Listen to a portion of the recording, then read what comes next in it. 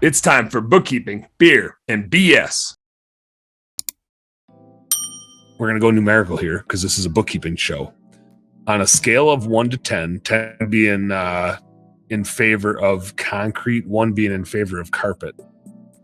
Where's if you just had to score it, would you vote towards carpet or would you vote towards concrete?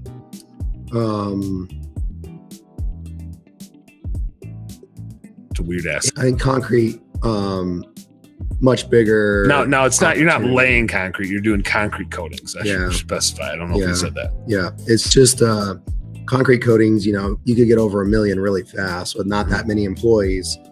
Why? Employees are awesome. Just 1,000 of them. It's hard to manage them. But it's also more risk, more reward, right? Like. Mm-hmm.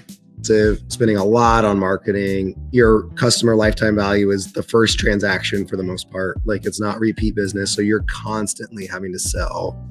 It's a marketing and sales business. Like, that's it. Right? Over and over and over. But so that's the downside. It's also really challenging. Like it's a technical job. If you mess up someone's window cleaning or carpet cleaning, you'd be like, oh yeah, we'll go back there and fix that. Yeah, we'll go touch that up for you quick. Yeah, this is like, not that, right? Like, yeah. Oh, you got water coming up through your floor? Uh-oh. Yeah. Like, we got to do a redo. Yeah. And probably figure out why that's happening. I mean, you could lose, every person I know that's been in concrete coatings lost $5,000 in a day. So it's not for the faint of heart. Also, everyone in concrete coatings I've talked to has wanted to quit in year 1. I would have just quit. From the learning curve of like the frustration of as fast as you make money, you lose money type of thing. Lose money really quickly. Just a really technical process is more of an art than it is just like, just go do this. So it just makes it, in that sense, it just makes it hard to like train a dude off the street to do it. Exactly. Yeah. So it's been really good now that we're in year 3, but I'm not going to lie, like year 1 was rough. And like, I remember you saying that, like, you're just like, I don't know what we just got ourselves into.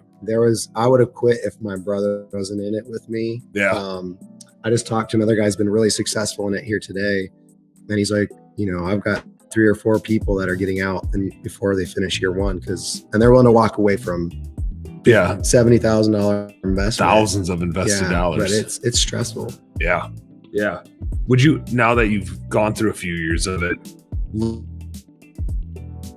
looking back to like how something you'd be like, man, if I could do this all over again to like alleviate some of that, is there something different you do or do more of something to either grow faster through it or maybe even grow slower so it didn't suck as much?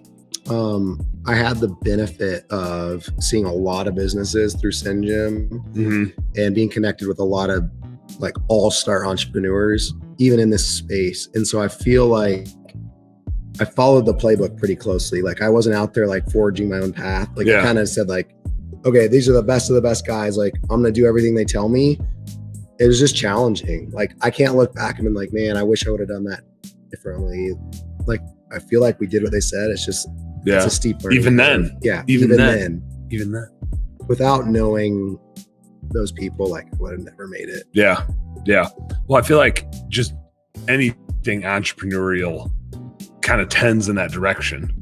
Like no matter what it is that we start, if we've done it before, it's one thing, right? Like starting my bookkeeping business was so much easier than starting the maid service business I started back in 2016. Eventually I sold that because I was just like, I'm just like in hell with this thing. But like if I could have devoted my time to it, I don't think it would have been as bad. But trying to start an admin company is like, what in the actual F am I doing here? Like it's unnecessary.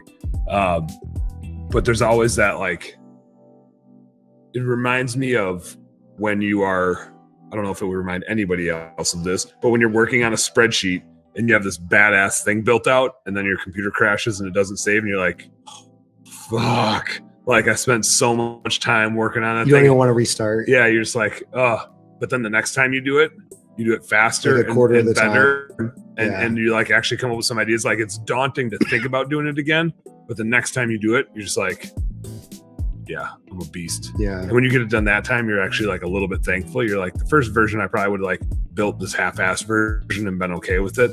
But since it like got erased and I had to start over, and then I slept on it because I was so pissed. But then I actually ended up having some ideas to make it better. Yeah. And so when I built V2, it was that much better. And maybe V3 would even be, maybe it should have crashed again on you, and you would have built version 3. But I feel like any small business is kind of like that. Like the second time you do it and the third time you do it, even in different industries, you just like know that little bit more and that little bit more, where you can go a little bit faster. And the things that would have like sidetracked you or totally derailed you in X business are like a little blip on the radar in your second or third or fourth business, because you're like, solve that problem.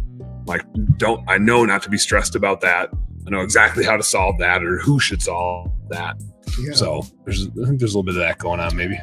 One thing I guess I would have looked back on would have been like, there's certain, people that you thought you were relying on, but like really probably should have let go like way earlier. Yeah. That type of thing. You like, cling out of like a weird oh my loyalty. God, this is the only person that knows how to do this. Like, I'm so scared if they leave, and it's like, then they leave and you're like, it's the best thing that like happened. Yep. We had a guy like that, and I hope he's doing well, but he was one of our managers that I acquired him from picking up the Blue Skies business from Dalkey, and really good producer, but had a bad attitude, and it kept getting worse. And I kept trying to like help him get through it. And he had some like depression going on, and I tried to play therapist, and I actually like, there's one day he texted me and he's like, I'm about to jump off this roof.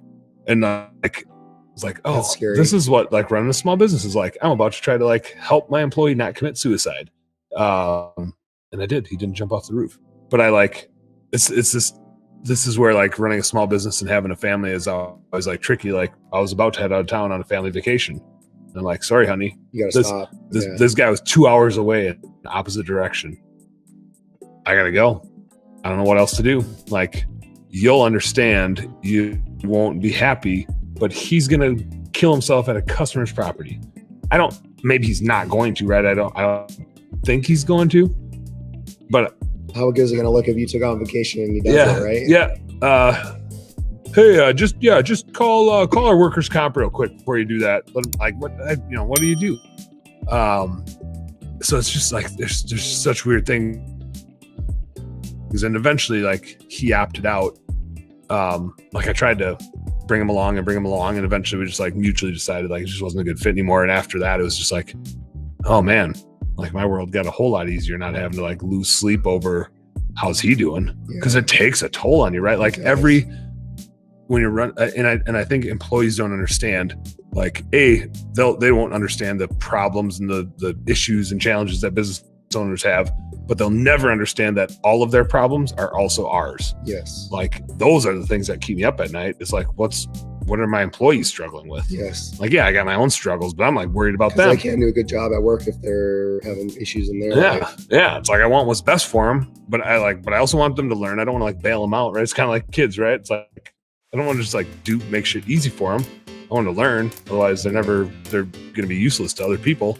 So it's a weird little conundrum. Yeah, it is. Hey, what's up, business nerd? Thank you so much for tuning in. I hope you learned a heck of a lot watching that episode. Do me a favor, subscribe right down here. And if you really like what you saw, you got more goods right here. Check out this one or check out this one and do this. Go subscribe. Appreciate you.